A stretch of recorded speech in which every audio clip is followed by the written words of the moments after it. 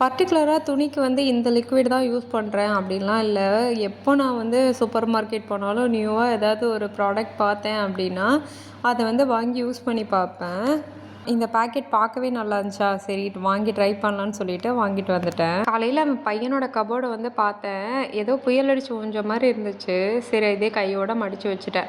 ஷர்ட்டெல்லாம் colour wise organise பண்ணி வச்சுட்டு, இந்த மாரி கார்ட்போர்ட் பாக்ஸ் இருக்கு இல்லையா, இதில தான் நான் இவனோட ட்ரெஸ் எல்லாம் ஸ்டோர் பண்ணி வச்சிருந்தேன். பாக்ஸ தவிர எல்லா இடத்துலயுமே ட்ரெஸ் இருந்துச்சு.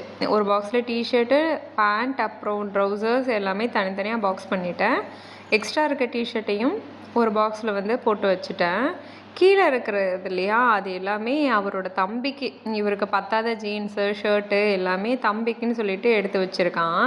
அவனுக்கு 6 வயசு டிஃப்ரென்ஸ் இருக்கு. இவன் வளர்ந்ததுக்கப்புறம் இவனோட ட்ரெஸ் எல்லாம் வந்து போடுவானாம். அதுக்குள்ள அதெல்லாம் அவுட் ஆஃப் ஃபேஷனா மாறிறாது? இந்த மாதிரி ஹேங்கர் அப்புறம் பாக்ஸ் யூஸ் பண்ணி ட்ரெஸ் ஸ்டோர் பண்ணும்போது, எவ்வளோ கலைஞ்சிருந்தாலும் சீக்கிரம் அரேஞ்ச் பண்ணிடலாம்.